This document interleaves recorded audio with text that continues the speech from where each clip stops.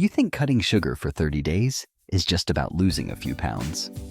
But what actually happens inside your body is so much more dramatic, so much more surprising, and honestly, a little terrifying in the best possible way.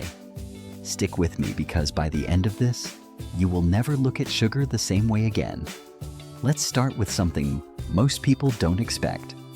Within the first 24 hours of cutting sugar, your body starts acting like you took something away from it because you did. Sugar activates the same reward pathways in your brain that certain addictive substances do. Dopamine floods your system every time you eat it. So when you suddenly stop, your brain panics. Day 1 and 2 can bring headaches, irritability, brain fog, and intense cravings. This is real. This is physical.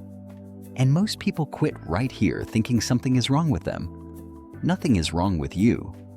Your brain is just throwing a tantrum. By day 3 and 4, something interesting shifts. Your blood sugar, which has likely been on a roller coaster for years, starts to stabilize. And when your blood sugar stabilizes, your energy does too. No more mid-afternoon crashes. No more desperate reach for something sweet just to function. You start feeling a steadier kind of energy, almost like the lights in a room went from flickering to fully on. Most people notice this around day 4 and describe it as surprisingly calm alertness. That is your baseline, your actual baseline, finally showing up. Here is where it gets fascinating.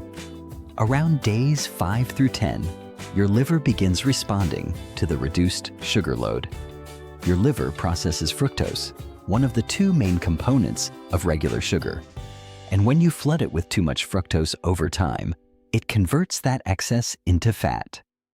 This is directly linked to non-alcoholic fatty liver disease, which is far more common than people realize. When you remove added sugar, your liver gets a chance to start clearing that stored fat. The process is not instant, but it begins. Quietly, without fanfare, your liver starts healing itself. Now let's talk about your skin, because this one genuinely shocks people. Between days 7 and 14, many people notice their complexion starting to change. Sugar drives a process called glycation, where sugar molecules bind to proteins like collagen and elastin, breaking them down and making skin look dull, aged, and prone to breakouts. When you stop feeding that process, your skin gets a reprieve. Inflammation drops. Collagen production can actually recover. People who commit to 30 days often report their skin looking clearer and more radiant than it has in years. Not because of some fancy cream, because they stopped attacking it from the inside. Around the 2-week mark, something powerful happens to your relationship with food itself. Your taste buds begin recalibrating. Foods that tasted normal before start tasting overwhelmingly sweet. A plain apple suddenly tastes like candy. This is not a trick. Your palate has been so oversaturated with concentrated sweetness that natural foods lost their flavor profile. When sugar steps back, your sensitivity returns. This is one of the most valuable things about this entire process because it rewires how you interact with food long after the 30 days end. At the 3-week mark, the changes become more systemic and deeply significant. Your insulin sensitivity improves. Insulin is the hormone that shuttles glucose into your cells for energy. When you eat high amounts of sugar chronically, your cells start ignoring insulin signals. This is insulin resistance, and it is the precursor to type 2 diabetes. 3 weeks of reduced sugar intake starts reversing this resistance. Your cells start listening again. Your body becomes more efficient at using the food you eat, rather than just stockpiling it as fat. And then there is the inflammation conversation.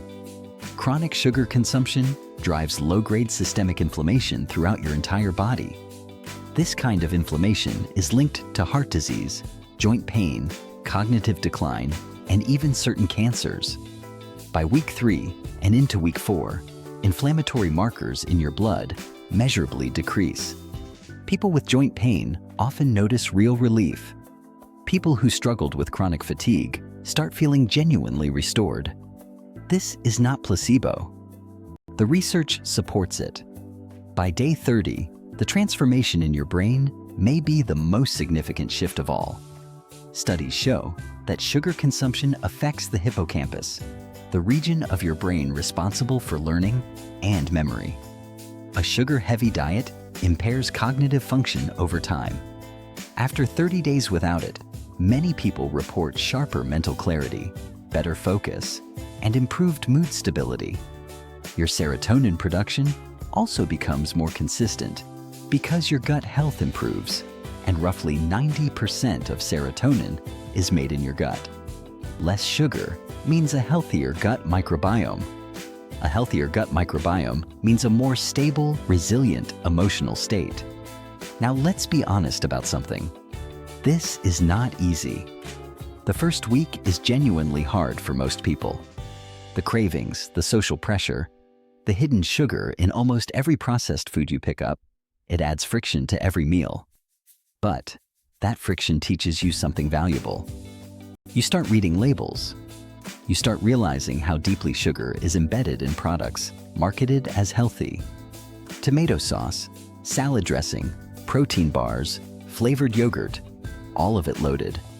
Doing 30 days without sugar is an education about the modern food system as much as it is a health experiment.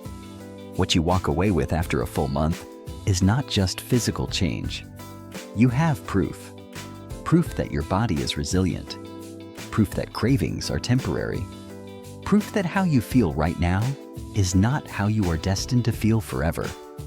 The fatigue, the brain fog, the skin issues, the mood swings, a significant portion of those things were being driven by something you were eating 3, 4, 5 times a day. So the real question is not whether 30 days without sugar will change your body. It will. The question is whether you are willing to sit with the discomfort of week 1 to find out who you are on the other side of it. Because that version of you, the one with stable energy, clear skin, a sharper mind, and a body that finally feels like it is working with you instead of against you, that version has been waiting underneath the sugar this entire time.